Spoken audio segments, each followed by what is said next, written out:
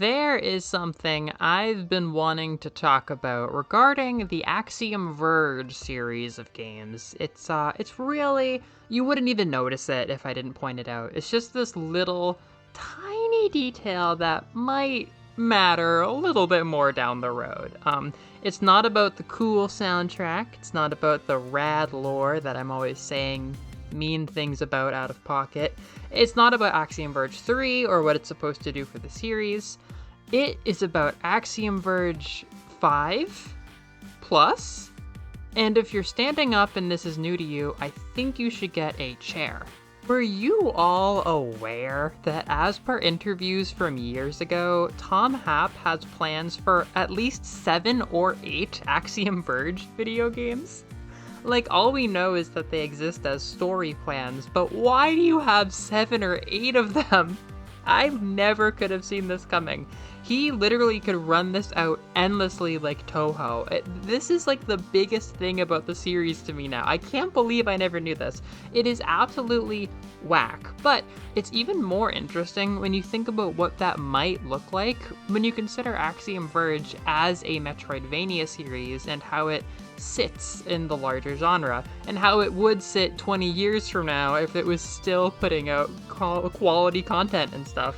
Like, is Axiom Verge going to endure as a pillar of what classic Metroidvanias were like, at a point where Team Cherry has long since died in a yacht accident and Metroid 6 cost $120? Will I be following these installments until my 50s? I guess maybe. So, there is a PlayStation interview from a few years ago. It's from the promotion campaign for 2, and it states that Happ has been keeping a secret from everyone. The story of Trace, Elsa Nova, and Athedos is just a small side story in a much larger universe spanning thousands of years and about 7 or 8 games. That is the reason that number 2 does not directly follow number 1, but also, what the fuck? You planned 8 of these? It's not a confirmation he's ever going to actually make 8 video games, but a long era of Axiom Verge is on the table. And if you read more stuff, he has suggested that he wants Axiom Verge's success to financially provide for his son even after he and his wife are gone. The documentary that exists about the behind the scenes suggests that this popularity was sort of a miraculous solution to the unforeseen challenges that came up in his son's life. It's kind of a complicated situation, to say the least.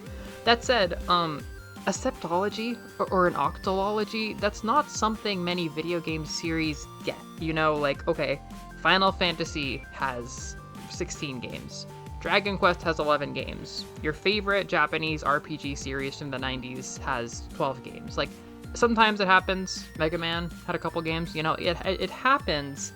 But, I mean, aside from Toho, it doesn't happen with indies very much, and it hasn't happened recently. And, you know, Castlevania is not exactly cranking them out. It's just, there's not many points of comparison.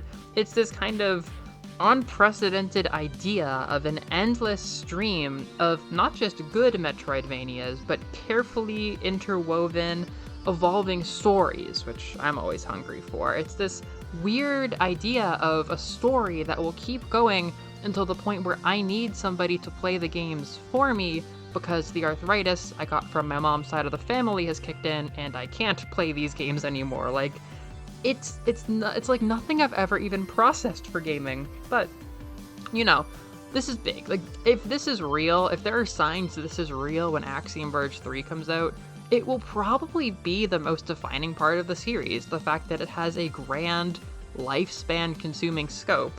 But to kind of wind it back down to more manageable levels, let's talk about the idea of a trilogy, because we at least know that's happening, and how likely it is that he's just going to lose steam after the trilogy when you think about it.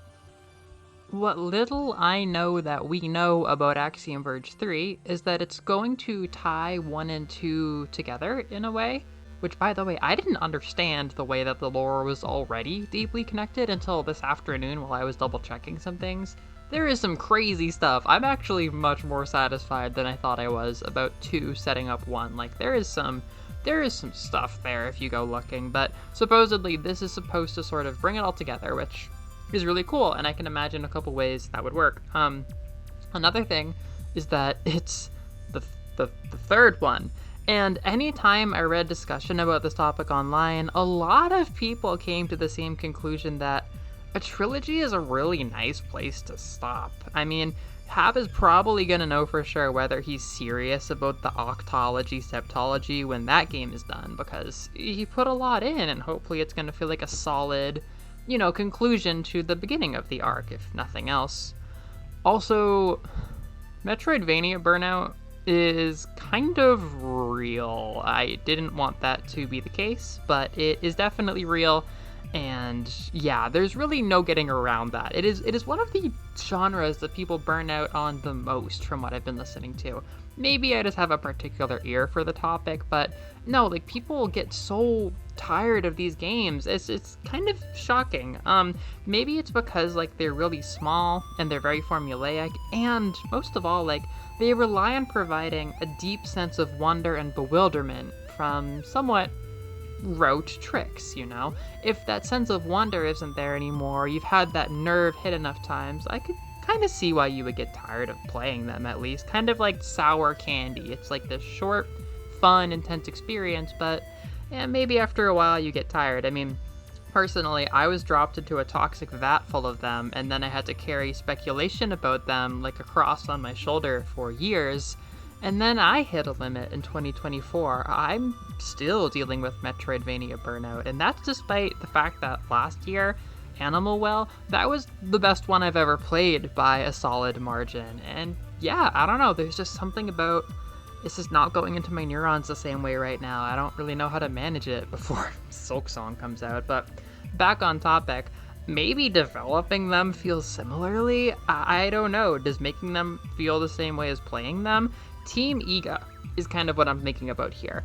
Iga from Symphony of the Night, when they created the genre onwards, they cranked them out for about 10 years, which is already shorter than Thomas Happ has been working on this, But in those 10 years, they made drastic changes every time, as much as they could, to the point that they were trying to make co-op inside one of the games. That is a lot of experimentation and a strong sense that, like, they needed to do something to keep it fresh. And then Order of Ecclesia, it's like, they chopped up the whole formula. I mean, they really were not sticking within the usual bounds of being a Metroidvania by the end. They really wanted to shake it up, and that was only 10 years of development.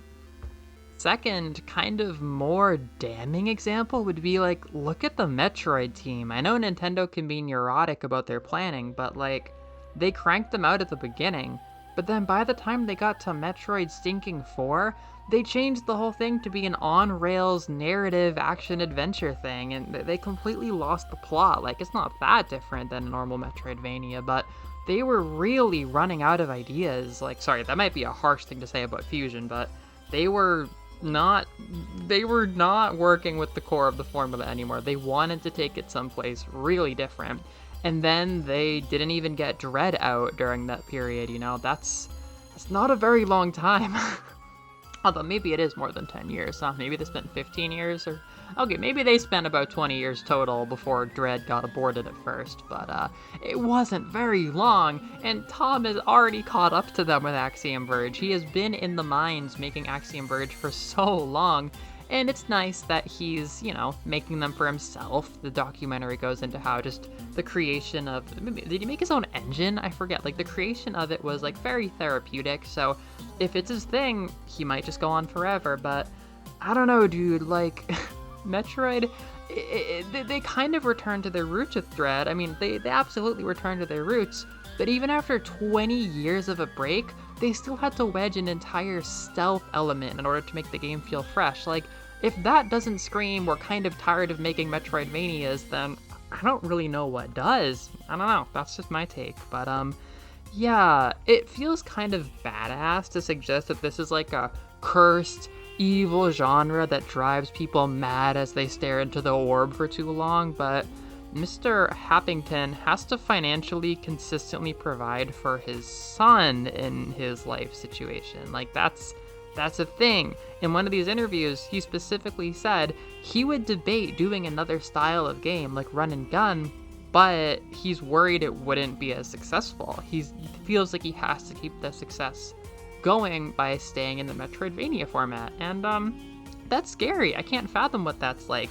Will the fear of dropping the ball on Axiom Verge 4 if it becomes a Mega Man game, will that keep him in the Metroidvania zone? Will he stay out of Joy? Or, I don't know, will the IP power itself just kind of smooth everything out, possibly? Like, kind of just, like, walk with me on this one. Like, there is a really big asset he has here. He said that he's nervous about it, but think about it. This trilogy, when it's complete, it'll have been so long since we played Axiom Verge 1 that literally anything they do to tie it back to 1, whether it's the characters or Sudra or the weapons, like anything you do will be pretty nostalgic. I mean, a lot of us played this game in 2015. Like, you have something really deep there where maybe you don't need to be so afraid of experimentation. I don't know. Like I'm sure 3 will be very good on its own. Whatever it does, I honestly have a lot of confidence right now.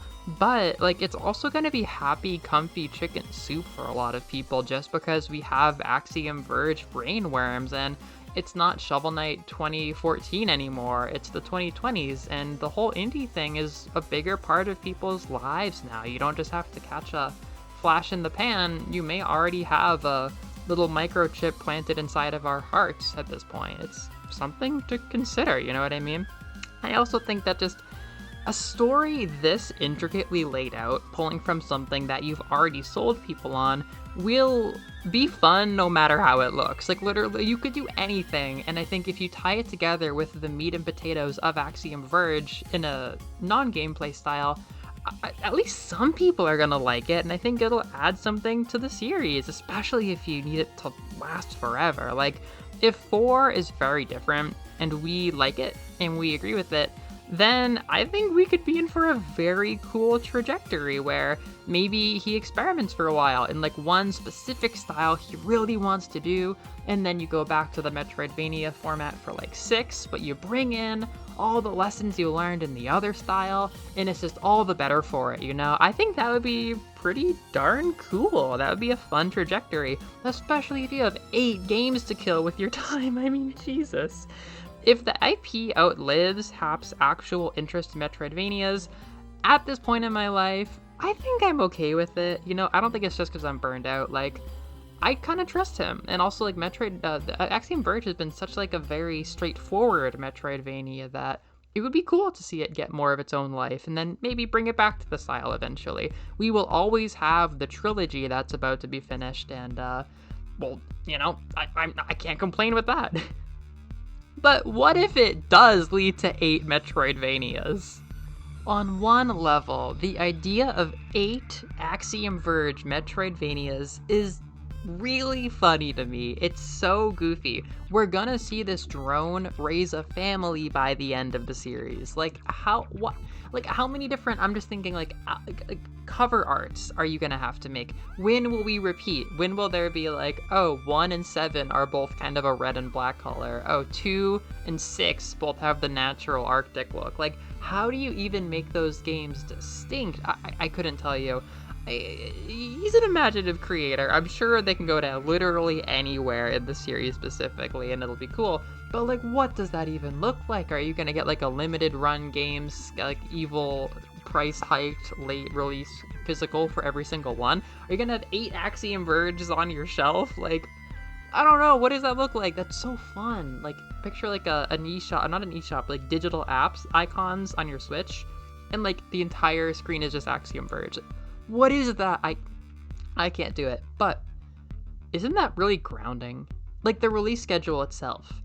Isn't that really grounding if every 5 years, you have to think you'd eventually speed it up to like 4 years, you legitimately get a new Axiom Verge. You are spending like a good chunk of your life in constant anticipation of a new Axiom Verge. That is so neat. I don't know. If you look at 1 and 2 and put them together, it seems like, what I would consider to be the crux of the series is weird sci-fi atmospheres and mind-bending aspects, whether it's a story that makes you doubt the reality of reality and your mind, or it's just, weird gameplay mechanics that change the reality around you. It feels like those will be consistent. And picturing that just going constantly at the heart of the series for a long time is pretty cool. Like, it becomes a library of moods. Like, there's so many different places you can go to. There are so many different atmospheres and, like, totally disparate dimensions and worlds. And if you were to stitch them all together in, like, a Pokemon ROM hack kind of way, where you can go to any world from anywhere in all 8 games, that would be like a Star Trek fantasy, you know what I mean? That would be one of the coolest adventures you could possibly imagine. And of course, being Axiom Verge, we have no idea how they would even connect. Like, what machine, what dimension, what realm of truth and consciousness would they exist in? I don't even know, but just picturing it going that far, strictly from a world perspective, is so cool. Like, oh wow, it's a year ending in 5. I guess we're gonna get a new soundtrack because he's weirdly good at making music, even though he says it's easy. New songs, new atmospheres, maybe there'll be motifs like a Toby Fox game. You know what I mean? Like, oh wow, it's Elsa Nova's motif, but it's Axiom Verge 7. I haven't heard that since I was writing papers in undergrad. It's just, what does that even mean? That's rad. That's so cool if he ends up sustaining it. But then, outside of the kind of personal level, I really am very curious about what that would do to the Metroidvania genre. I think it would be really healthy. That's actually my thought. I was saying that, I don't think we've ever seen a developer do this for that long. But if they did, this is like the best one to do it with, Because, there's the super duper, AAA legacy title ones like Castlevania and Metroid, and we've seen them be prolific. Like, we had the run with Team Iga, and that was great, and I wish Castlevania was continuing, but when it's a big company, they always end up getting run into the ground, they have to meet so many different needs, it's not quite so consistent. But if somebody really is I like what I consider to be old school Metroidvanias, and I'm just gonna do that forever, from a boy, that's so cool, because this is kind of what I'm beating around the bush with. Axiom Verge, among the best regarded Metroidvanias that aren't considered god tier, it is the most straightforward. It doesn't have anything that I wouldn't consider to be an essential tenet of Metroidvanias. Maybe its personal gimmick is glitches, or, Hap's philosophies about consciousness and reality. Those fit really well into nearly any Metroidvania, because every Metroidvania, to some degree, relies on wonder and opening your mind and surprises, you know what I mean? You could take some of the themes and ideas from any Axiom Verge game and inject them into any sequel to Hollow Knight you can imagine, and it wouldn't seem that out of place, you know what I mean? Going to a new dimension, warping the reality around you, that fits really well. I don't feel that way about some of the other really big hitters that get more attention these days, like Blasphemous. If Blasphemous went on forever, if Blasphemous was the IP from this era to last forever, I don't think it would do that good of a job of being a flagpole in the ground, this is what the genre is. It would really just be a constant way to bring Souls fans into the Metroidvania genre. It would be amazing and fun, but it would mostly be, hey, you're still playing Souls-likes in 2060? Well, do you want to play these retro games from 70 years ago? You know what I mean? It's not that straightforward. It is a Souls game in a lot of ways. It's very Soulsy. And then, the Ender series has been getting glazed really hard recently, and, I see the vision. I see why they're that good. But when I hear people like the Metroidvania guru who have played 200 Metroidvanias say that Lily's is their favorite one, I don't agree with that. I think that is a personal thing. You have to value story. You have to really value story and artistry, and I do value that, but I don't think that is an essential tenet of Metroidvanias. It could be your favorite, let it be your favorite, but I don't think you should make every Metroidvania a little bit more Ender Lilies-like, you know what I mean? Almost any game could take notes from Axiom Verge. If Axiom Verge was the old guard game that you have as like a baseline, or like a textbook at some point for making a Metroidvania, any game could benefit from that, because it doesn't go that far outside the realm of Metroidvania-iness. It's about thoughts, it's about action, it's about atmospheres, and it has so much fun and does so many cool things in that space, but it doesn't feel the need to weave a beautiful, lushly illustrated story into there, which would be beautiful in any genre. Like, I like Ender Lilies a lot, and I have a lot of hope for Magnolia, but you could take that story and put it in any genre and it would still be beautiful. It only seems to incidentally be an action game, which you can't say about Axiom Verge. So I personally think that it would be really cool if we had 8 fucking games of Axiom Verge to use as like a textbook for the future for what this genre is about, because even though it is, and this is a big omission on my part, it is lacking in the RPG side of things. It is definitely more Metroid than Castlevania. It can dip over there decently frequently. Like, there are economies, and you have to imagine that as the series goes on, it would get better about like the resource economy for hacking and stuff like that, and maybe have some games that are more RPG-like, and it wouldn't be very hard to do that. So I feel that Axiom Verge would be an amazing ambassador to the future from not only this era of indie Metroidvanias, but also the classic ones. It doesn't stray that far from the beaten path, and that's cool, because again, this is a genre that makes people always want to reinvent it and always want to refresh it, which is cool, but you eventually lose the point.